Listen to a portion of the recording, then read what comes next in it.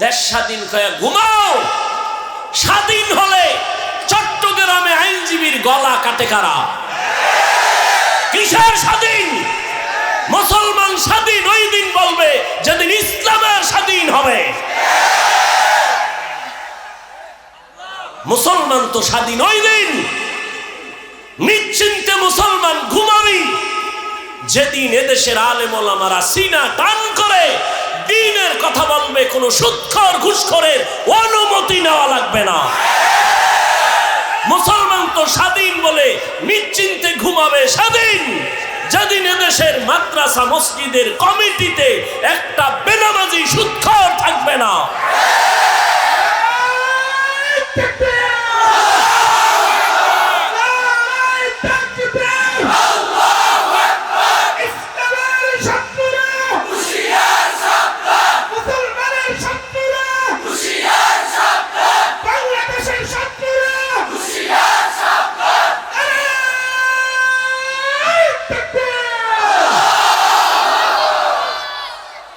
এইনে যত মানুষ বসা আছে, এই একটা মহা এক মুসিবত শুরু হয়েছে।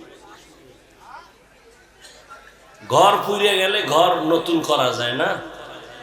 এই কথা কও না কেন? কপাল পুড়লে নতুন কপাল আর পাবি না। বেদবি করিস না। একটা আওয়াজ বন্ধ, ওই তো ওই গজবের মোবাইলের কারণে ঝামেলা হইতেছে না? ছবি উঠাবি, রেকর্ড করবি, গজবটা তো এই জায়গায় দিয়ে লাগছে। তোদের যদি মোহাব্বত থাকতো তো আরো 6 ঘন্টা আগে ভিতরে বইতি। আল্লাহ সবাইকে হেদায়েত দান করুন। এখানে যত মানুষ আছে বেশিরভাগ মোটামুটি সরল মানুষ, সাধারণ মানুষ, তাই তো? এগো যদি বই হাতে লইয়া বুঝাই ইসকন কি, এই হেই, এটা কিছু মানুষ বুঝবে, কিছু মানুষ বুঝবে না। যদি কেউ হিন্দু তাই বুঝে না, ও সব বাদ। আমি তো একটু মানে কি বলে কাটছাট কথা বলি যাতে সহজে বুঝেন। আজকে থেকে একটা শপথ করেন যে উলামায়ে কেরামের পেছন ছাড়া, তাদের পরামর্শ ছাড়া আমি কোনো লাইনে যাব না। উলামায়ে কেরাম যদি বলে এটা খারাপ, খারাপ, এটা ভালো, ভালো। বুঝে আসছে কথা? খুব সাবধান। তো যে কথা বলতেছিলাম, আল্লাহ সব মাফ করলো, শিরিকের গুনাহ মাফ। আল্লাহ আমাদের শিরিক মুক্ত, ঈমান এবং বিদআত মুক্ত আমলওয়ালা বানায় দেন। قل يا عبادي الذين أسرفوا على أنفسهم لا تقنطوا من رحمة الله إن الله يغفر الذنوب جميعا إنه هو الغفور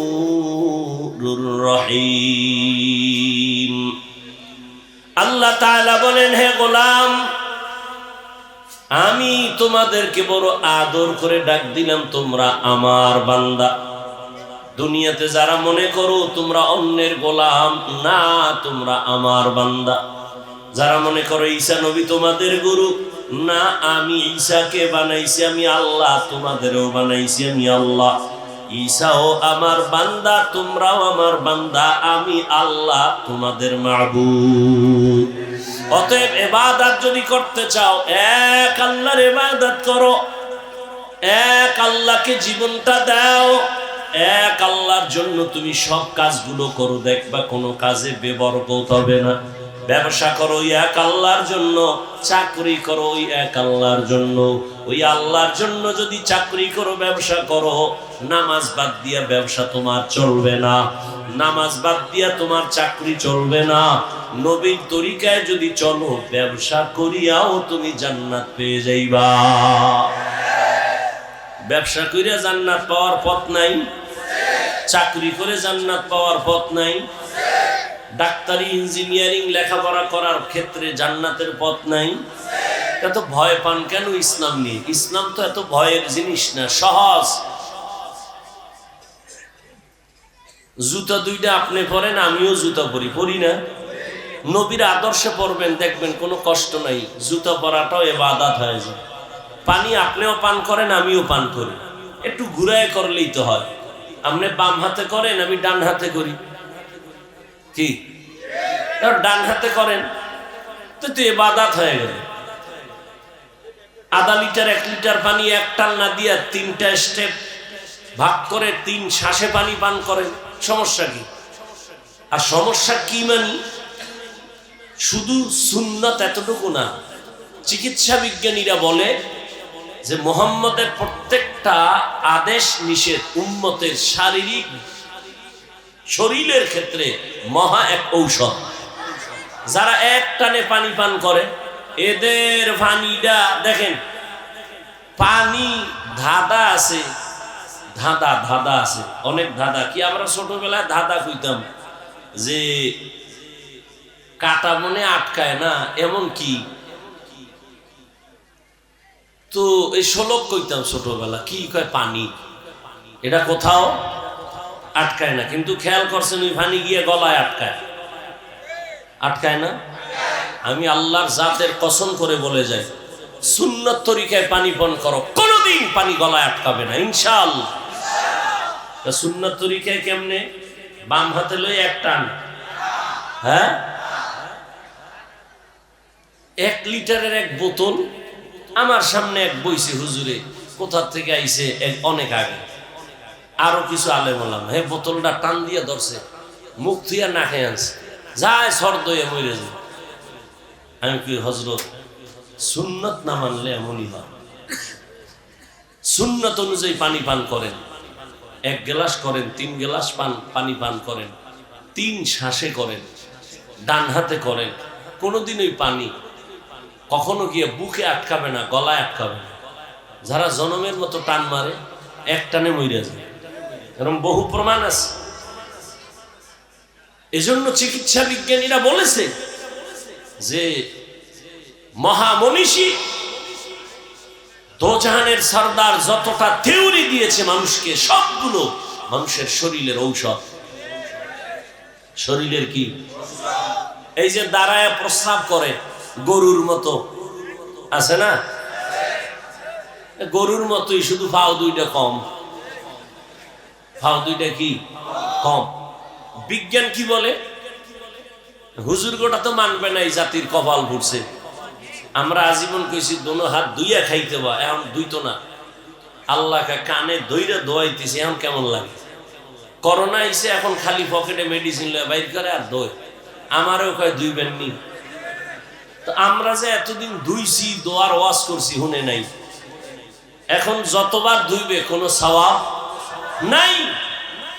আর আমরা ধুই, সওয়াব হবে, কারণ আমরা সুন্নত হিসাবে ধুই। আর ওরা কেমনে ধোয়? সুন্নত হিসাবে না, মরার ডরে। মরার ডর কি? করোনা। মরার ডর কি? করোনা। এখনো দেখেন না, ট্রিপল মাস্ক লাগাইছে, ট্রিপল মাস্ক, মরবে না। বাবার করোনা, ছেলেরা কাছে যায় না, মরার ভয়, মাস্ক লাগাইয়া লাশ বাইরে ফেলাই দিছে। আর সেই সময় আমার দেশের টুপিওয়ালা উলামায়ে কেরাম করোনার শত শত লাশ নিজের কাঁধে নিয়ে গোসল করাইয়া, কাফন পরাইয়া, জানাজা পরাইয়া কবরে রাখছেন। একজন হুজুরেও করোনায় মরে নাই। এরপর হুজুরেরা খারাপ, কইতে থাক আর জুতার বাড়ি খাইতে থাক। জুতার বাড়ি তো হুজুরেরা খায় না, খায় মূলে তো তোরাই খাও। অমুক জায়গায় ভিডা, অমুক জায়গায় ভিডা। কে ভিডায়? কে ভিডা? যেই নেতার পিছে ঘুরছে নেতা ভিডায়। কি? যেই নেতার পিছে ঘুরছে ওই নেতা ভিডায়। কি? স্বার্থে আঘাত লাগছে। তো স্বার্থে আঘাত লাগলে দল থেকে নাম কাটে না। সোনার বাংলার রাজনীতি হইল কল্লা কাটো। সোনার বাংলার রাজনীতি কি? কল্লা কাটো। দল থেকে নাম কাটে না, কি কাটে? কল্লা কাটো। এই রাজনীতির ময়দানটারে নাপাক করে ফেলেছে ধান্দাবাজার, চান্দাবাজেরা। আলেমদের হাতে নিতে হবে। রসুল রাষ্ট্র চালায় নাই, আবু বকর রাষ্ট্র চালায় নাই, ওমরে ফারুক চালায় নাই, রাষ্ট্র চালাইছেন। তাদের রাষ্ট্র পরিচালনা কেমন নবী দেখায় গেছেন। এজন্য ওই ধান্দাবাজার, চান্দাবাজেরা কয় ইসলামে রাজনীতি নাই। তার মানে সব দিক থেকে ইসলাম কমপ্লিট, রাষ্ট্রের ব্যাপারে ইসলাম দুর্বল। কি যুবকেরা, রাষ্ট্রের ব্যাপারে ইসলাম কোরআন শরীফ দুর্বল কেন বলে? ওরাও জানে ইসলামই সঠিক, মানে না কেন? চুরি করতে পারবে না, দুর্নীতি করতে পারবে না, চাঁদাবাজি আর ধান্দাবাজি চলবে না, ইমাম সাহেব থাকতে হবে নিরপেক্ষ। তা আমি বলি যুবকরা, তোরাও স্লোগান দে, কমিটির প্রত্যেক দায়িত্বশীলকেও নিরপেক্ষ থাকতে হবে। আর কমিটির লোকেরা যদি পচা রাজনীতি করে, ইমাম সাহেব মাইক লাগায়া ইসলামের রাজনীতি করবে। রাজনীতি নাই মানি লিখে রাখ, এবার ব্যানার কর, 200-300 টাকা খরচ করে একটা ব্যানার কর। যুবকদেরকে বলছে, মুরব্বী না, যুবক পারবা? আকামে সাকামে কত টাকা খুয়াইছো, এই আমার এই কথাটা এখন যেটা বলবো এটা ব্যানার করো, পেস্টুন করো, লাগাও সারা জায়গায়। কি? পৃথিবীর শ্রেষ্ঠ রাজনীতির কিতাবের নাম কোরআন শরীফ।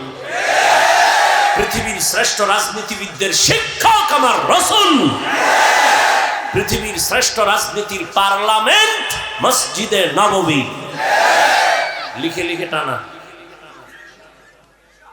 শিয়ালের মুরগি দিয়ে কয় 3 দিন আমানত। কয়দিন? শিয়াল কয় দোয়াও চাই মাফও চাই, 3 দিন কেন 3 মিনিটও না, জিন্দা কেন মরাও ভাইতা না। শিয়ালের হাতে মুরগি দিলে যা হবে, সুদখোর বেনামাজির হাতে ধর্মের চাবি দিলে তাই হবে। দিছে কারা? যে ঠিক কইলি, যেই তালে ঠিক কইলি, কে দিছে এই চাবি? এত জোরে ঠিক কইলে লাভ হইল কি? ইসলাম চাই, হুজুরেরা কইছে ভোট দাও, ভোর রাত্রে, ভোটের আগের রাত্রে টাকা খাইয়া কেবলা ঘুরাই দিছে। সবই যদি ঠিক হয় তাই অজ হই না, লাভ কি? নাপাক তো জীবনে কম খাও নাই, এবার তওবা কর যে আর নাপাক খাবো না। আলেমদের পরামর্শ ছাড়া কোথাও এই আঙ্গুলের টিপ দিব না। রাজি আছো? আল্লাহ কবুল করেন। এদেশে হুজুর কম, মাদ্রাসা কম, আলেম ওলামা কম, মসজিদ কম, তো ভয় কেন? আলেমরা জীবন দিবে, কোনো মানুষের ক্ষতি করবে না। এই যে বয়ান করে গেল আমাদের চেয়ারম্যান সাহেব, রানিং চেয়ারম্যান না, ওই বিবারিয়া আছে আমাদের আলেম চেয়ারম্যান আমজাদ হোসেন আশরাফি। হ্যাঁ, বাংলাদেশে আরো ওই নোয়াখালী আছে খালেদ সাইফুল্লাহ সাহেব, সাইকেলের মধ্যে চাউল লইয়া এরপরে সরকারি বরাদ্দ বাড়ি বাড়ি যায় মাইপা দিয়ে আসে। আলেমরা জনগণের দায়িত্ব নিলে কিছু পারুক না পারুক, চুরি দুর্নীতি হবে না। এরপরে যদি কেউ জুতার বাড়ি খামু তো খা, মর, হুজুরেরা মরবে না ইনশাআল্লাহ, জুতার বাড়িতে মরবে না, তোরা মরবি। আল্লাহ হেদায়াত দান করে। আল্লাহ কয় তওবা কর। তোমার গুনাহ করতে করতে সময় লাগছে 50 বছর, আমার ক্ষমা করতে লাগবে 1 মিনিট। ইয়া ইবাদিয়াল্লাযীনা আসরাফু আলা আনফুসিহিম লা তাকনাতু মির রাহমাতিল্লাহ। দোয়া কইরো বাবারা, আলেমরা যেন এক হয়ে যাইতে পারে। আমিন। আমরা উলামায়ে কেরামে এক হইলে প্রত্যেকটা নাস্তিক আর বেঈমান কথা বলতে হলে আমাকে অনুমতি নিতে হবে। অন্তরে নেফাকি থাকার কারণে সম্ভব হচ্ছে না। আল্লাহ সব উলামায়ে কেরামকে এক বানায় দেন। আল্লাহ বলেন, বান্দা আমি তোমাকে আমার বান্দা বলে ডাক দিলাম, তোমরা আমার বান্দা। তোমরা ঈসা নবীর বান্দা না, উযায়েরের বান্দা না। এই হিন্দু ধর্মের মানুষ, তুমি মনে করো লক্ষ্মী দেবীর কাছে গিয়া কান্না করলে বুঝি আর কোনোদিন আমি গরিব হব না? মনসা দেবীর কাছে যদি কান্না করতে পারে, মনের মতো ওরা ধারণা করে আর সাপে কামড়াবে না। শীতলা দেবীর কাছে গিয়া যদি মনের মতো কান্না করতে পারে, ধারণা করে ওদের আর কলেরায় ধরবে না। আল্লাহ কয় সব কিছু দেওয়ার মালিক আমি। আমি আল্লাহ তোদের একমাত্র মাবুদ, তোরা আমারই বান্দা। অতএব তোরা যেদিকে যাইতেছ ওটা ভুল, আয় আমার রহমতের দরজায় ফিরিয়া আয়। আমি আল্লাহ তোদের আমার বান্দা কেন বলছি, তার আর একটা কারণ হলো আমি তোদের এত মায়া করে বানাইছি, এমন মায়া করে আর কোনো প্রাণী আমি বানাই নাই। আমি আসমান বানাইছি, জমিন বানাইছি, আমার আসমান আমার সূর্য সব বানাইছে কে? আল্লাহ জমিন বানায় কয় না এটা আমার জমিন, আল্লাহ আসমান বানায় বলে নাই আমার আসমান, সূর্য বানাইছেন আল্লাহ কিন্তু একবারও বলে নাই আমার সূর্য। বান্দাটারে বানায় কেন কয় আমার বান্দা? এর একমাত্র কারণ আমি একটা উদাহরণে ভাবে দেই, আমার ছেলের গায়ে জামা বানায় দিছি আমি, টুপি দিলাম আমি, জুতা কিনে দিলাম আমি। একজনে কয় হাফিজ ভাই ছেলের জামাটা ধরে কয় হাফিজ ভাই জামাটা কার? আমি কইলাম এটা আমার না, বানাইছে কে? আমি। টাকা দিছে কে? আমি। তো আমার না কেন বলেন? আমার জন্য বানাই নাই, জামা বানাইছি আমি, টাকাও দিছি আমি, লবণ কিন্তু আমি আল্লাহ পিওর আর একটা পানি দিলাম। জমিনের যেখানেই যাও ওই পানিটা কোনোদিন লবণ না। বিভিন্ন লাইনের মানুষ বিভিন্ন পানি খাইয়া মজা পায় আবার পায় না, বাসার থেকে পানি নিয়ে অনেক জায়গায় যাই। আল্লাহ কয় তোর জন্য আমি আলাদা একটা পানি বানাইছি নারিকেল গাছের উপরে, ওই পানিটা দুনিয়ার কারো জন্য কোনো ক্ষতি না, স্বাদের বেলায় কারো জবান ফিরে যাবে না, তৃপ্তি অতৃপ্তি হবে না, বরং এই ডাবের পানিটা তোর শরীরের জন্য মহা ঔষধ। ডাবের পানি দিও যে প্রতিদিন চেহারায় দাও, গোসল করো, জীবনে মৃত্যু পর্যন্ত চামড়া কোনোদিন আর হালকা হবে না, ঢিলা হবে না।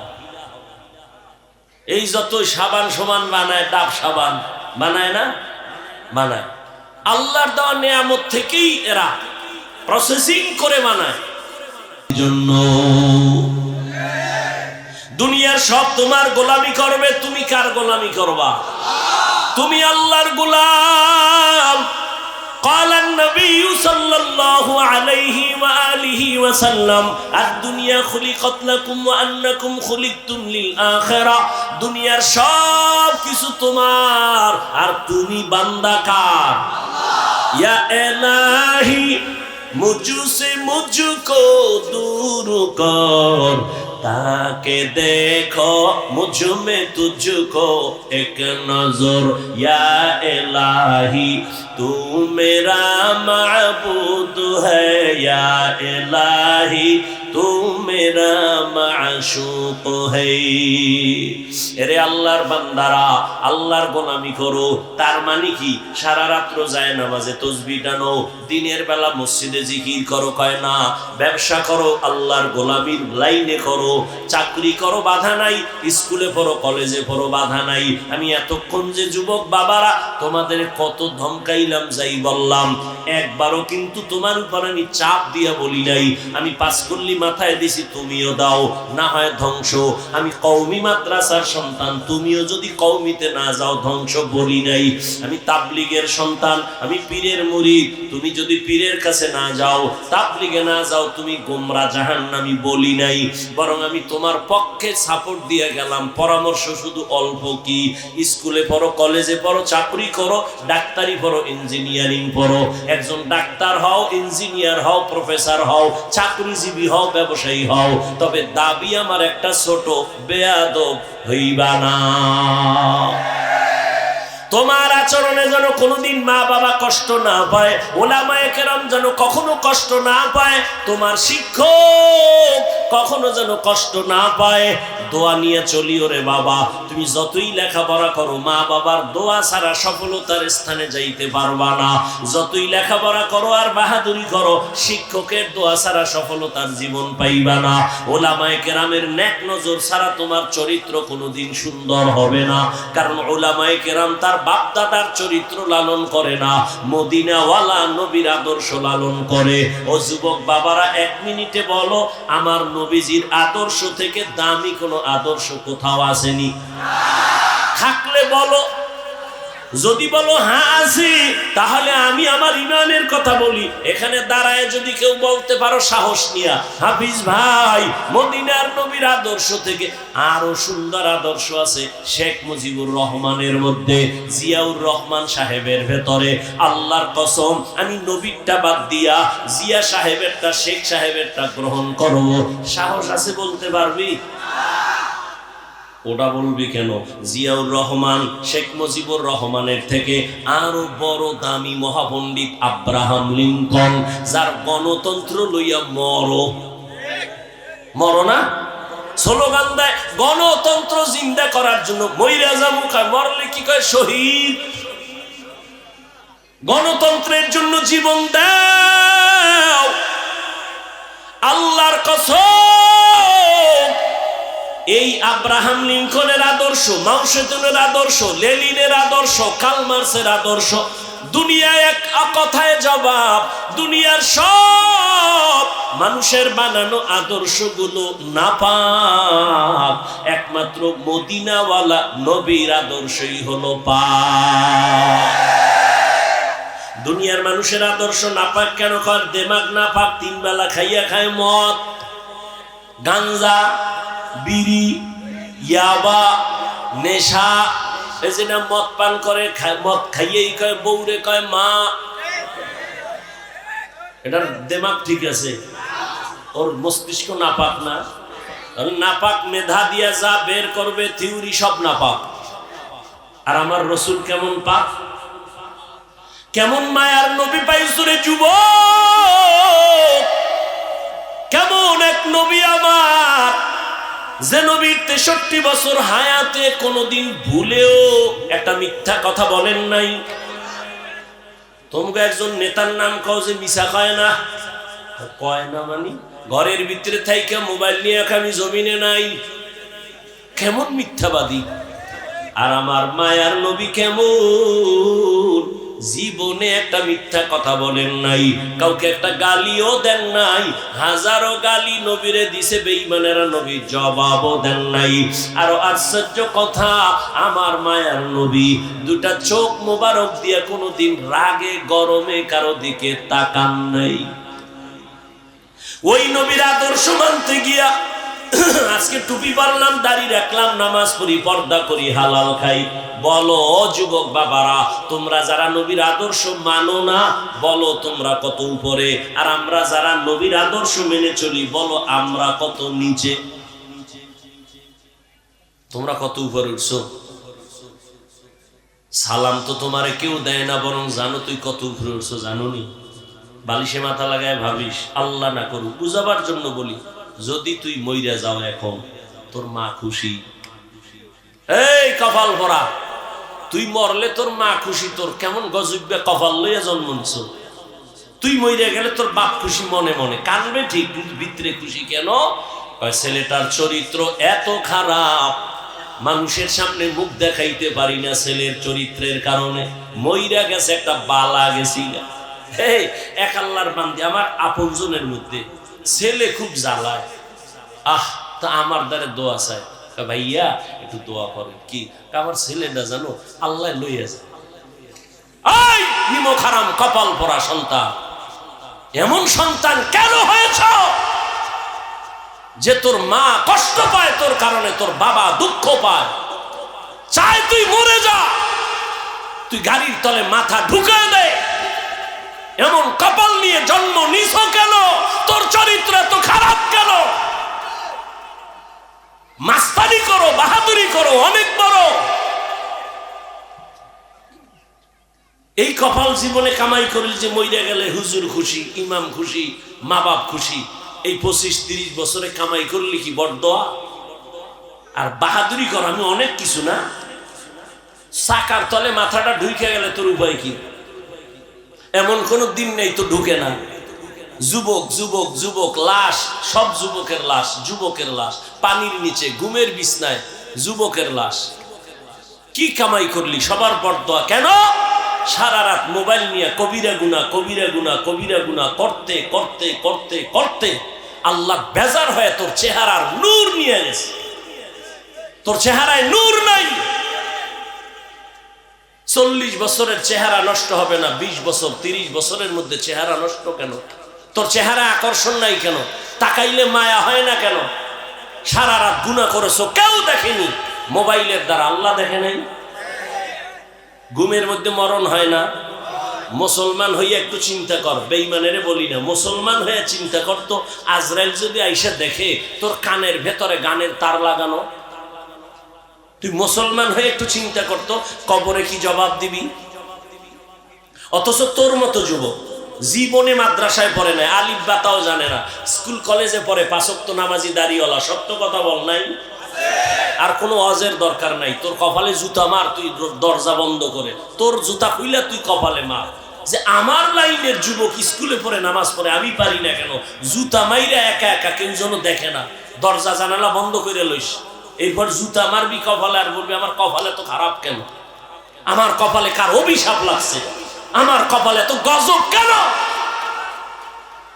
আমার মতো যুবক জেনারেল লাইনে থাইকা RAB, army, police, BDR, professor, doctor, engineer, OC, DC, SP, দাড়িওয়ালা নামাজি নাই, সংখ্যায় কম। আর জান্নাতে যাবেও তো একদল, 72 দল তো জাহান্নামী, জান্নাতি দল কমই হবে। তো তুমি পারো না কেন?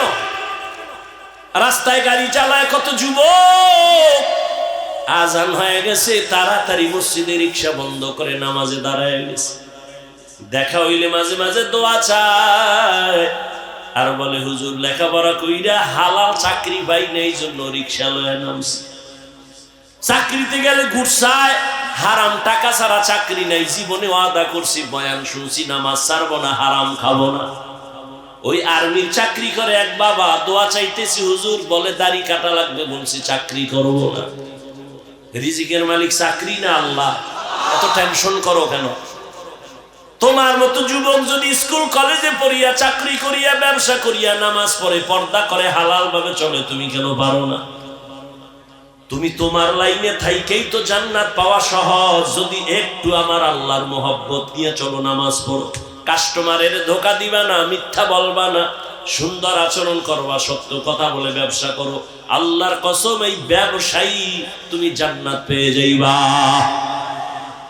ব্যবসা করে জান্নাত পাইবা। নবী বলেন যদি সততার সাথে ব্যবসা করো, নামাজ পড়ো, হালাল ভাবে, হারাম ভাবে না, ওই লোন উঠাইয়া দোকান, হারাম টাকা দিয়া দোকান না, তাহলে আমি মুহাম্মদ ওয়াদা করলাম, ও ব্যবসায়ী তুমি আমার সাথে জান্নাতে থাকবা।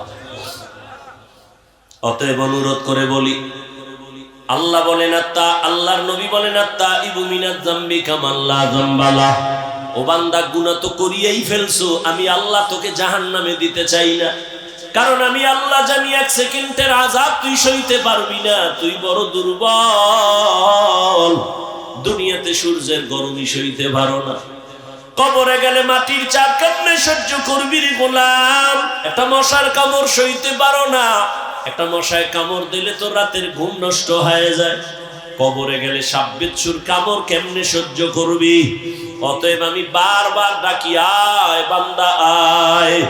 রাতের গভীরে যখন সবাই নীরব, নদীর মাছও ঘুমায়, পাখিরাও ঘুমায়, পশু ঘুমায়, ঘরের মানুষও ঘুমায়, ওই সময় যদি উঠে একবার আল্লাহ বলিয়া ডাক দাও, আর আমার কাছে যদি বলতে পারো, আল্লাহ জীবনে শয়তানের ধোকায় পড়ে না বুইজা দাড়ি কাটলাম, আর কাটবো না, নামাজ ছাড়ছি আর ছাড়বো না, বেপরদায় চলছি আর চলবো না, ও আল্লাহ শয়তানের ধোকায় পড়িয়া, দুনিয়ার টাকার লোভে পড়িয়া, সম্মানের চেয়ার পাওয়ার লোভে পড়িয়া, বন্ধু বান্ধবের পাল্লায় পড়িয়া, হাতের দ্বারা গুনাহ করছি, চোখের দ্বারা করেছি, জবানের দ্বারা করেছি, ও আল্লাহ আজকে থেকে আর করব না, তওবা করে নিলাম রে মালিক, আর দাড়ি কাটবো না, নামাজ ছাড়বো না, বেপরদায় চলবো না, মা বাবার সাথে বেয়াদবি করব না, আর কোনোদিন শিক্ষক মুরব্বীদের সাথে বেয়াদবি করব না, মা বাবার দোয়া নিয়ে নবীর তরিকা মেনে চলবো, আমার আল্লাহর ওয়াদা, সাথে সাথে তোমাকে আল্লাহ মাফ করে দিবেন। তবে জানি না কার কপাল কেমন খারাপ আর ভালো, তওবা নসিব সবার কপালে হবে না। ওরে আল্লাহর বান্দারাও যুবক, স্কুলে পড়ো, কলেজে পড়ো, চাকরি করো, ব্যবসা করো, তওবার নিয়ত করো। রিজিকের মালিক আমার আল্লাহ, হায়াতের মালিক আল্লাহ, সম্মানের মালিক আল্লাহ। ওই আল্লাহর উপরে ভরসা করিয়া লেখাপড়া করো, চাকরি করো, নামাজ ছাড়বা না। স্কুলে পড়ো, যাই করো, আর নামাজ ছাড়বা না, বেপরদায় চলবা না। ও পর্দার আড়ালের মা বোনেরা, আপনার মতো কত মা এখন এই সমাজে আছে, নামাজ ছাড়ে না, বেপরদায় চলে না, মোবাইলে চরিত্র বিক্রি করে না, স্বামীর মাল নষ্ট করে না, সন্তানকে আদর্শওয়ালা বানানোর মেহনত করে। ও মা বোনেরা, আপনারা কেন পারবেন না? এখনো সময় আছে, তওবা করেন। আপনার সন্তানের ডাক্তার বানায় যান, তবে আদর্শ ডাক্তার বানাইয়েন। যদি বেয়াদবি চরিত্রহীন ডাক্তার বানায় দেন, সন্তান ডাক্তার হইয়াও তাসলিমার মতো জুতার বাড়ি খায় পালানো ছাড়া পথ থাকবে না। অতএব এমন একটা সন্তান রেখে যান, আদর্শ ডাক্তার হবে, আদর্শ ইঞ্জিনিয়ার হবে, নামাজ পড়িয়া মা বাবার জন্য কোরআন তেলাওয়াত করে দোয়া করবে। ও বুড়া বাবাজিরা, তওবা করেন। আপনার মতো কত বৃদ্ধা মানুষ নামাজে গিয়া, মসজিদে গিয়া নামাজ পড়ে ছাড়ে না, আপনি কেন পারবেন না?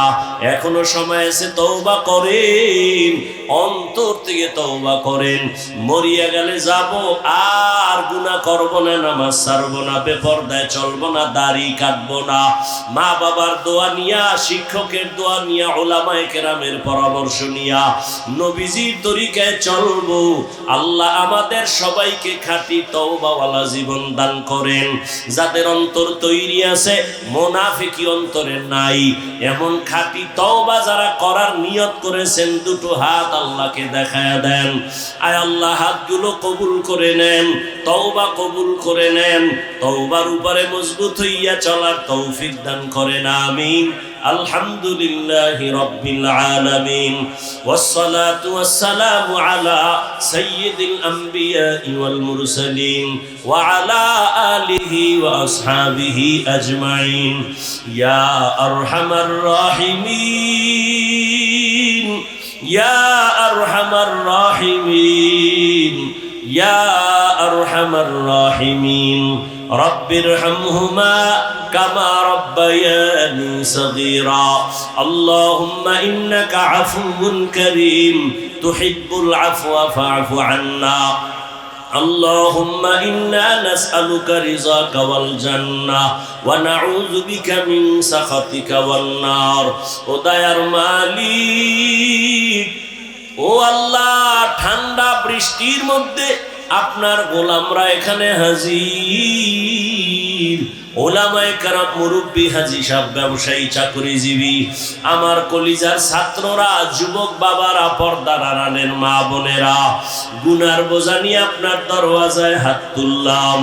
জীবনে গুনাহ করিয়া শয়তানের ধোকায় পড়ে জাহান্নামের ভিতরে ঢুকছি, তওবার নিয়ত করেছি রে মালিক, আর গুনাহ করব না, নাফরমানি করব না, আর নামাজ ছাড়ব না, বেপরদায় চলব না, দাড়ি কাটব না, আর কোনদিন মা বাবার সাথে বেয়াদবি করব না, আর কোনদিন শিক্ষক মুরব্বীদের সাথে বেয়াদবি করব না। ওলামায়ে কেরামের দোয়া নিয়া নবীজির তরিকা মেনে চলব। ও আল্লাহ, আমাদের তওবা কবুল করে নেন। আয় আল্লাহ, গুনাহ মুক্ত জীবন দান করেন।